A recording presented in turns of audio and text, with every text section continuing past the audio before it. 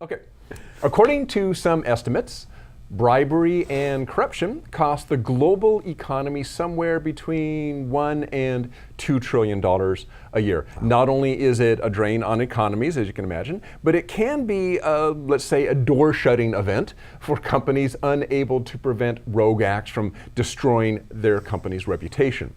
As our next guest writes in his article, Putting the Do in Don't, the new ISO 37001 standards, the new ISO 37001 standard, strong leadership and a visible commitment to ethical business practices are historically the primary business tools for preventing corruption. And in the United States, at least on the legal front, the U.S. Foreign Corrupt Practices Act, otherwise known as the FFCPA, is the big stick for prosecuting corrupt business activity should it be found out. So the question is there a way, let's say a guidance, a framework, what have you, for ethical, socially responsible organizations to be more proactive about corporate corruption? Is there some sort of standard you can look to for help to kind of give you guidance, how do I set something like this up so I don't fall into that problem? And the answer is yes, it is ISO 37001. The title of that is Anti-Bribery Management Systems Requirements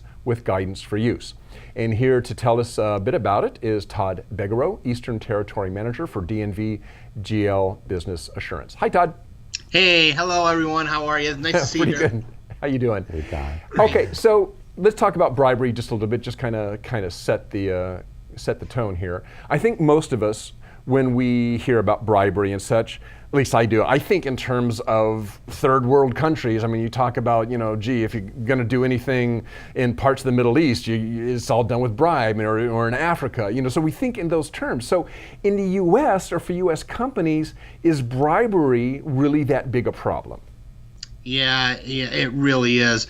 And certainly when you think about U.S.-based companies, it's not just about what's going on inside of the United States. It's that they happen to be global-based companies. And so certainly it is a major issue. And things that, just to throw out some quick numbers at you, the Department of Justice, based on the Foreign Corrupt Practices Act, prosecuted 53 companies last year in 2016, and it's on pace to do the same this year, which is double of what was done in 2015. In addition, when you think about it, you're looking at $1.3 billion in fines. Think about that across 53 companies. I just think that that's a significant issue that this standard is going to help. And clearly, many large U.S. corporations are taking this very serious and have sat on the committee that helps drive 37001 to fruition as far as the technical committee goes. And Todd, maybe dig into this a little deeper for us, because as we understand it, we think about this. ISO 37001, essentially it's kind of just another QMS, right? And if so, in concrete terms, maybe you can explain to us how it actually, the mechanism it has to actually prevent bribery. Sure. So ISO 37001 is certainly a management system and takes a management system approach. It's, you're really looking at another one of the risk-based standards. And obviously 9001 and 14001 have become much more risk-based. And certainly, but this is certainly the advantage of this particular standard is that it is focused on a specific risk. And when and some of the things that we're looking at is that when the audits do take place, there's going to be a technical expert or a legal expert involved that's part of the audit process. The standard itself really is geared towards, it's very specific to the anti-bribery and corruption, and it's set up so that basically it's a requirement standard. So one of the things that we really like about this is really twofold. Right now, when you look at the FCPA, you're looking at what you can't do. They tell you what you shouldn't do and what you're going to be held accountable for. but there's no real guidance around that. And with ISO 37001, you're able to engage in this standard as a means of telling you what you should do and what you shall do, right, from a standard perspective. It also overlaps very nicely and allows the corporation to be able to leverage knowledge they already have of management systems and use that same type of top-down management control, from a review perspective that really adds some strength to programs that are already in place for FCPA. Well, okay, so let's go into that a little bit further. I mean, so you mentioned 37001 does kind of work with FCPA. Can you maybe give us some specifics on that? So, and I'm not sure exactly what I'm looking for, but maybe what elements or what segments of 37001 would you look to help you focus on the requirements of FCPA? Well, so really the standard itself, right, is like many standards today, like some of the risk-based standards are both prescriptive and non-prescriptive, like you would see with the ISO standards, right? So you have requirements that you have to meet, but yet they don't necessarily tell you how you achieve them. They tell you what you need to achieve. What you're looking at from the FCPA perspective is that basically there's an overlap of about 70%.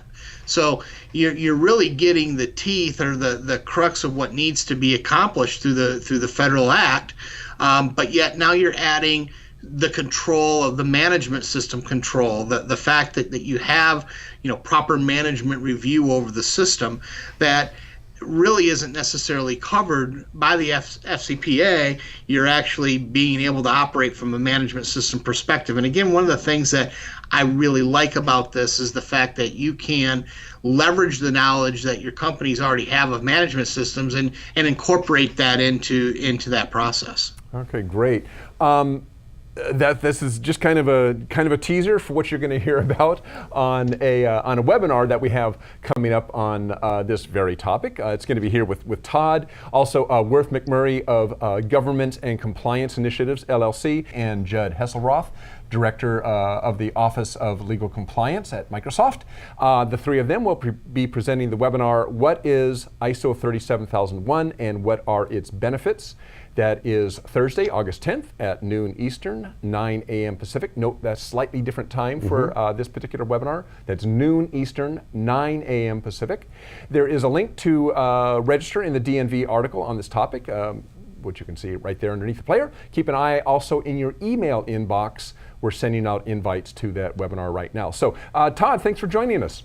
Thank you, Dirk, and thanks for the opportunity. Hey, no sweat, and we'll see you Thursday. Thanks, Todd. We'll see you on Thursday. Yeah, it's going to be a good webinar that time, I think, Dirk. Really should be a good one. All right. And also, I should point out, nice that we're having somebody from a big company like Microsoft that's going to be joining on there to really give kind of the corporate perspective.